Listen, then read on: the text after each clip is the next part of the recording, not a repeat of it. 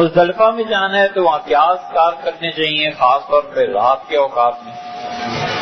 سب سے اچھی چیز یہ ہے کہ آپ مزدلفہ میں جائیں، عرفات سے گاڑی لیں اگر آپ اکیلے ہیں یا آپ کا ایک اپنا گروپ ہے.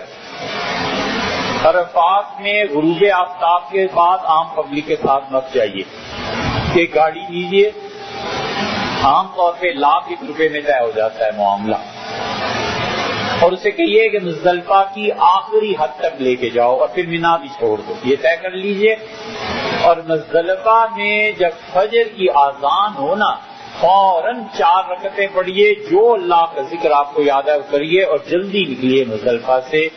مزدلفہ میں رات گزارنا اور مینا میں رات گزارنا بہت مشکل، بہت مشکل. مینا میں رات گزارنا سنت موقدہ ہے، لیکن واش رومز کا اتنا مسئلہ ہوتا ہے، اتنا مسئلہ، آدمی بیمار پڑ جائے.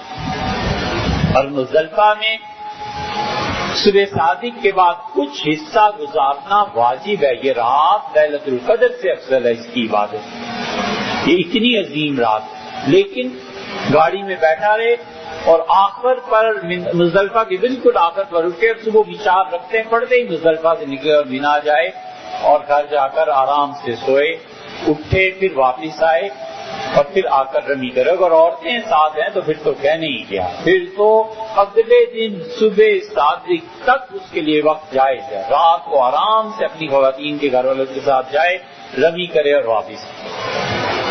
جو مفتی اس رات اس پہ اصرار کرتے ہیں کہ مینا میں رہو اور مزدلفہ میں رات گزارو، ہم کہتے ہیں حضرت آپ کی عبادت کا غلبہ ہے، اس لیے آپ کہتے ہیں ہونا یہی چاہیے.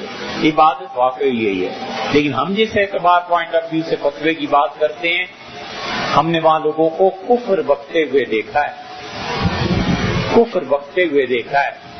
مزدلفہ میں رات اور مینا میں رات گزارنی پڑتی ہے، اور جب تنگی اور تکلیف ہوتی ہے تو پھر وہ اللہ کو معاذ اللہ برا بھلا کہتے ہیں کہ یہ کیا عبادت خدا نے کی ہے، یہ کیا عبادت ہے. اس لیے آدمی ہمیشہ اعتراض سے بچتا رہے، ہمیشہ زندگی بھر اعتراض سے بچنا، جہاں تک ہو سکے لوگوں کے افعال کی مناسب سے مناسب توجیہ کرنی چاہیے یا اپنے آپ کو ہٹا دینا چاہیے. بس اپنی عقل کا قصور مان لینا زیادہ اچھا ہے بجائے اس کے کہ دوسرے پہ اعتراض کرے.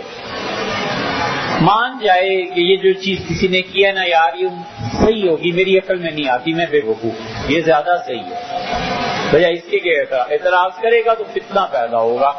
اور فتنوں کے دور میں اجتہاد کرنا ایک نئی مصیبت کو دعوت دینا ہے. اپنے آپ کو بے وقوف مان لینا اچھا ہے بجائے اس کے کہ دوسروں پہ اعتراض کرے.